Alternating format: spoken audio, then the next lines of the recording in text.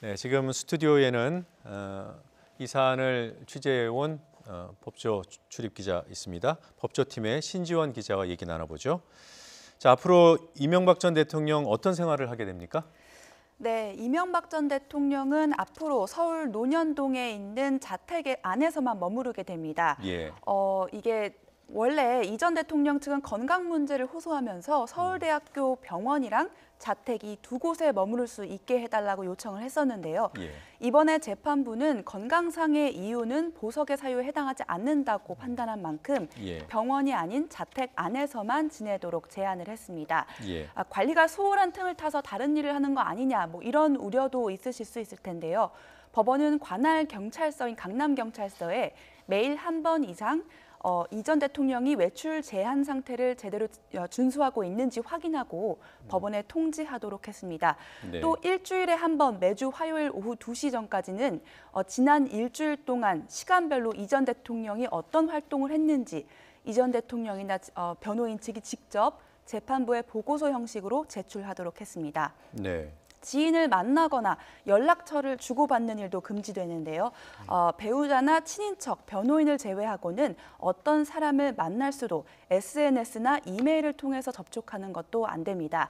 이런 조건을 위반한 사실이 확인될 경우 재판부는 즉시 보석을 취소하고 이 전 대통령을 다시 구치소에 수감할 수 있습니다. 네. 이 조건만 보면은 사실상 자택 구금이다 이렇게 얘기도 할 법해요. 이명박 전 대통령 측 반응은 어떻습니까?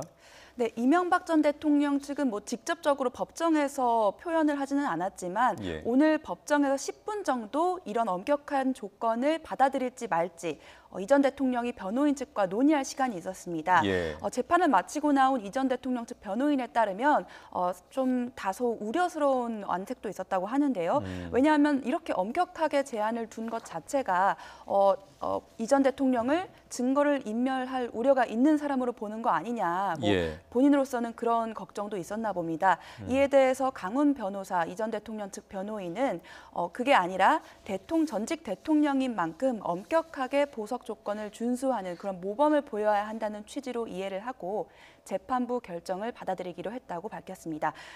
여기에 덧붙여서 말씀드리자면 오늘 법정에는 이재호 전 의원 등 측근들도 있었는데요. 예. 너무 그 보석 조건이 엄격한 거 아니냐, 이러면서 받아들이지 않는 게 낫지 않냐라는 의견도 있었다고 합니다. 그래요. 하지만 전체적으로 봤을 때 자기 방어권을 위해서 도움이 되는 취지라고 판단했기 때문에 받아들인 거고요.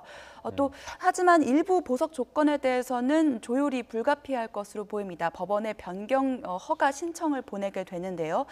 예를 들어서 이명박 전 대통령의 자택에 현재 친인척이나 배우자를 제외하고 가사 도움이라던가 다른 사람들도 머무르고 있다고 합니다. 예. 그런 사람들은 법원이 엄격하게 제시한 조건에 어긋나는 사람들이다 보니까 접촉이 불가피합니다. 그래서 이런 경우에 대해서는 변경 허가를 신청해서 법원의 허락을 맡아서 접촉을 하도록 하고 예. 또 병원 문제도 있었는데요.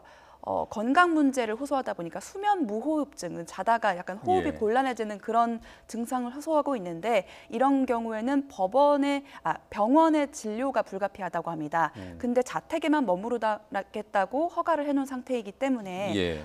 그 병원 진료가 필요할 경우에는 그때그때 법원의 허가를 받아서 잠깐 이렇게 외출을 허가받는 방식으로 하기로 했습니다. 또 예. 그럴 경우에 검찰에도 미리 그 사실을 알려야 합니다. 조금 전에 그러니까 변경 신청을 하게 될 거라고 그랬잖아요. 그러니까 그거는 결국은 이제 이명박 전 대통령 측에서 판단을 할 문제겠지만 지금 설명을 들어보면 이제 의료진 얘기를 해서 그 의료진만큼은 좀 오게 하거나 접촉하거나 좀 편하게 하게 해달라 이렇게 변경 신청할 가능성이 있어 보이고요. 또 하나는 그 자택에 아무래도 가사 도우미 등 그 외부인이 거주하고 있을 것 같아요. 그런 분들과의 접촉 부분은 혹시 또 이제 저촉이 되는 건지 법원이 정한 조건을 위배하는 것인지 이것도 좀 궁금합니다. 어떻습니까? 네, 이런 경우에는 법원이 미리 검토를 한 다음에 사전에 법원에 신고를 해야 됩니다. 예. 그래서 법원이 허가할 경우에만 이렇게 만날 수 있게 되는 거고 법원이 허가하지 않았는데 다른 경로로 만날 수도 없고 그렇게 될 경우에 아까 앞서 말씀드렸던 것처럼 바로 보석을 취소하고 재수감할 수가 있습니다. 예, 알겠습니다. 자, 엄격한 그 보석 조건에 대해서 그 법정에서 재판부가 직접 이 전 대통령 측에 뭔가 당부를 했을 것 같아요. 이제 선택은 결국은 이명박 전 대통령 측이 한 거죠. 네, 그렇습니다. 예, 어떤 당부를 들었습니까? 네, 이전 대통령 측에 대해서 재판부는 이제 보석 제도에 대해서 아무래도 그동안 낯설다는 입장이 많기 때문에 예. 공개 재판에서 이유를 밝혀줬는데요.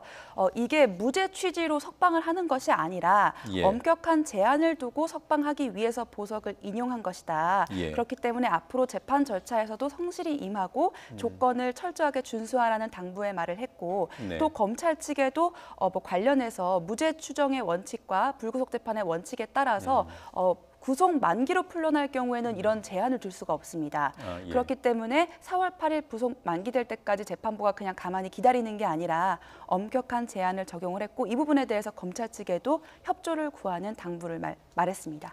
그냥 언뜻 들으면 좀 봐준 거 아니냐 이런 이제 오해를 할 수 있는데 그건 아니라는 거예요, 네, 그렇죠? 그렇습니다. 네. 자, 이제 앞으로 어떻게 될까요? 그동안 그 증인들 때문에 문제가 좀 많았잖아요. 앞으로 공판은 좀 제대로 진행될까요? 네, 당장 다음 주 이제 13일부터는 이팔성 전 우리금융지주 회장 아주 예. 중요한 그 뇌물 혐의 관련된 증인인데 이 사람의 증인 신문을 시작으로 해서 국정원 뭐 특활비 상납 그리고 삼성 다스 소송비 대납 예. 이런 의혹들에 대한 핵심 증인들에 대해서 증인 신문 일정을 다 잡았고요. 예. 그런데 일부는 서류 그 증인 출석을 해달라는 요청을 받았는데 뭐 자기 개인적인 사유로 출석을 못했지만 예. 일부는 아예 서류 자체를 지금 전달하지 못한 상황입니다. 네. 이게 정말 불가피하게 전달이 안 된 경우도 있겠지만 네. 지금까지 뭐 다른 언론사 인터뷰를 본다던가 행보를 봤을 때 좀 의도적으로 피하는 것 아니냐 이런 의혹이 제기되어 왔었는데요. 네. 오늘 그 항소심 재판부는 지금까지 여러 차례 노력에도 불구하고 서류를 전달하지 못한 사람들에 대해서 그 서울고등법원 홈페이지에 그 증인 명단과 뭐 어떤 날짜 이런 거를 공지를 하겠다. 예. 그럼에도 불구하고 결국 증인으로 출석하지 않은 사람들에 대해서는 강제 구인을 할 수 있도록 구인영장을 발부하겠다라는 언급도 있었습니다. 아, 그래요? 그렇기 때문에 1심 재판에서는 증인 신문을 굉장히 제한적으로 거의 못했기 때문에 항소심에서 마지막으로나마 직접 법정에 증인들을 불러서 신문을 할 수 있게 될 것으로 지금 기대가 되는 상황입니다. 예, 이후 자, 보석이 허가된 이후 공판 상황도 지켜보도록 하겠습니다. 자, 신주영 기자 수고했습니다. 네, 감사합니다.